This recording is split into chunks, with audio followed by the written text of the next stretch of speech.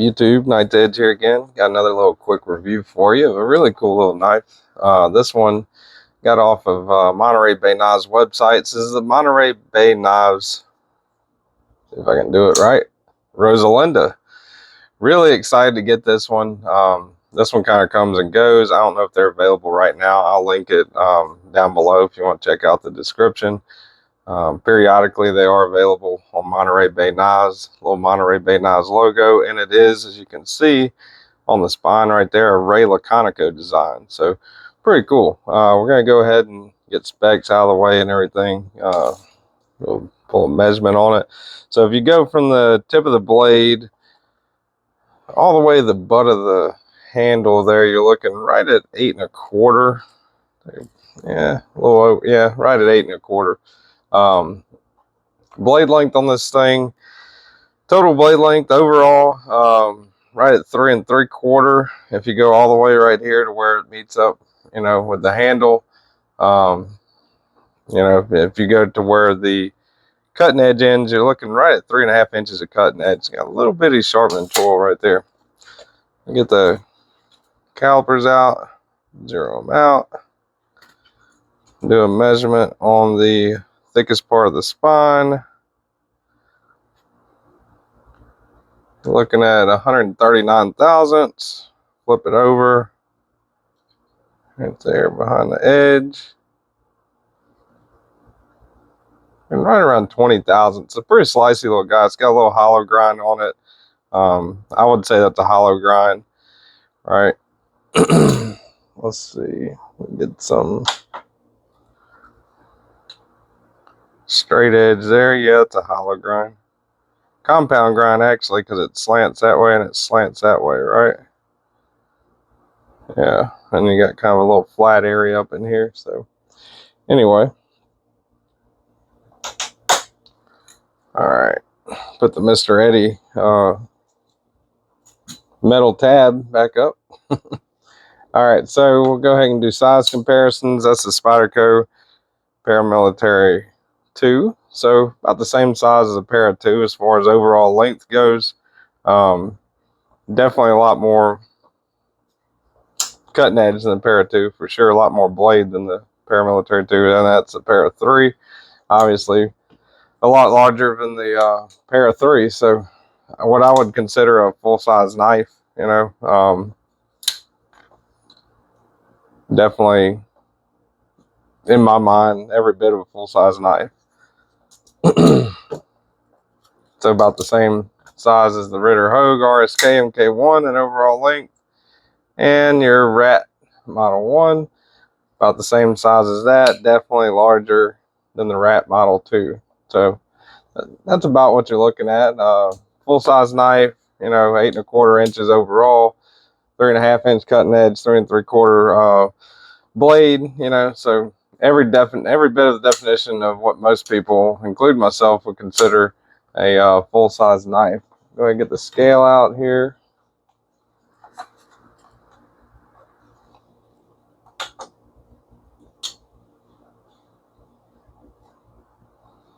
We got a weight on it, 4.5 ounces. 4.5 ounces. So over the ounce to inch ratio, you definitely you'll feel this thing in a pocket, but it is really sleek. It's got a good carry profile. It's really thin, a lot thinner of a profile than the Paramilitary 2, for example. As far as width goes, it's right there at it with the titanium scales on the Para 2 being a little bit, larger. That's the Rat Model 1, so right around the same width, I guess, as the Rat Model 1. With less length close, I don't know if it's the titanium, the contouring on it or what, but it does feel pretty smooth in the pocket for sure. And so we'll get out the blue jeans. Not a deep carry clip, but you do have a little bit sticking out there. I don't really personally mind that much sticking out. I can cover it with my thumb like that, so I mean my rule is pretty much anything over the sofa would be like that. That'd be a little too much for me, but I'm kind of picky. Anyway, really nice clip. I really like the pocket clip on that one. Let's see, hardware check.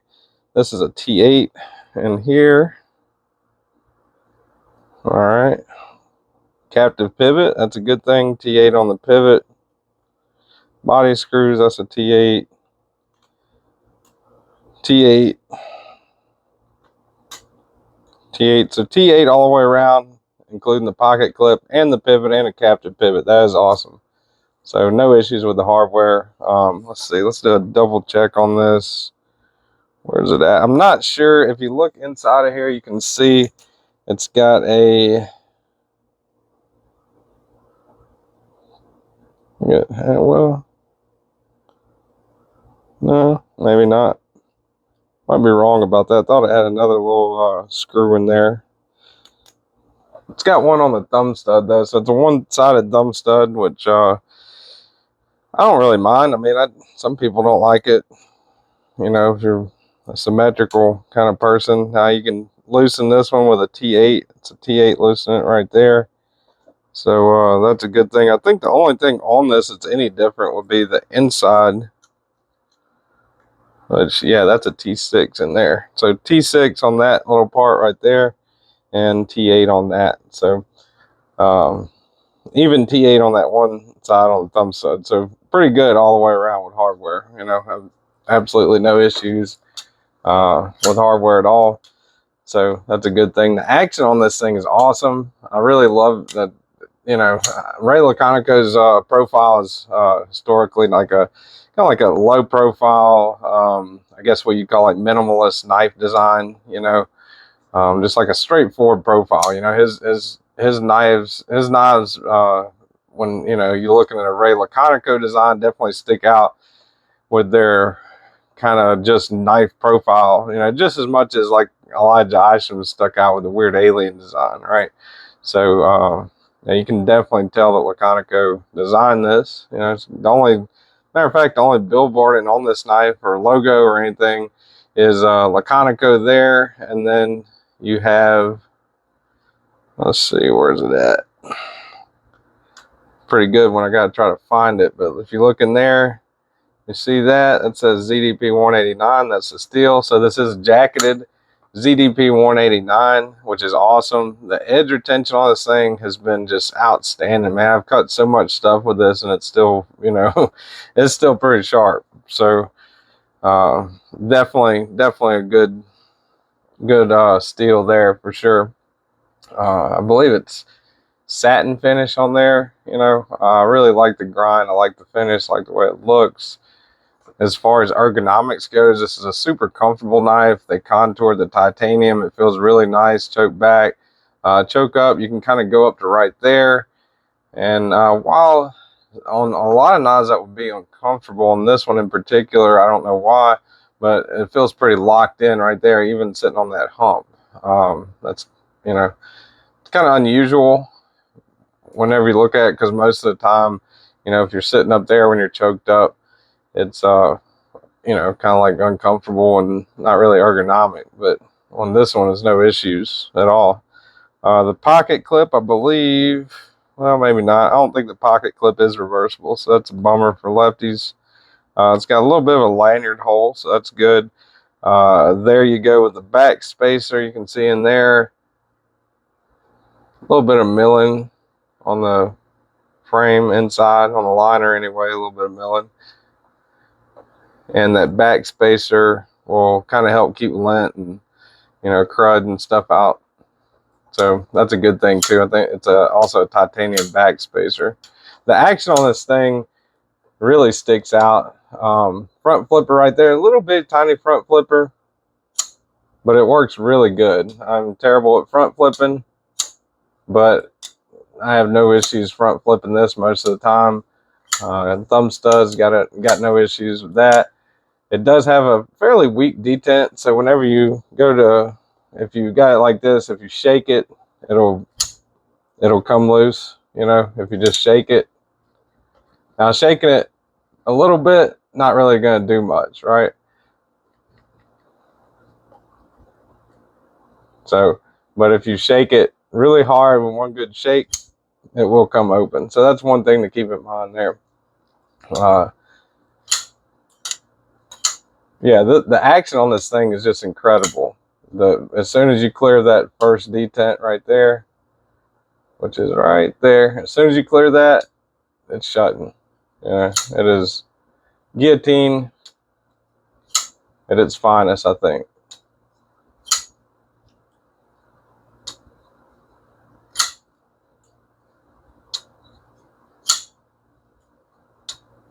So really cool knife. Plus the ZDP 189.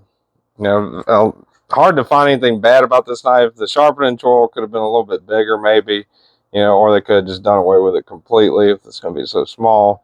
Because after like one, maybe two sharpenings or so, that's going to, you know, kind of be evened up there. Yeah, I can't really think of a whole lot negative to say. I mean, I really like this one. It's going to go in my most recommended knives. The price on it sits right around $232 whenever they're available. You know, that's awesome. Great price for this steel and this quality of a knife, you know, by Ray Laconico. Good knife by Monterey Bay Knives. That is the Monterey Bay Knives Rosalinda. So I'll have the link down below for Monterey Bay Knives. If y'all want to check them out, go check them out. Really cool little knife. And that's pretty much it. So appreciate everyone watching. I'll see you guys on the next one.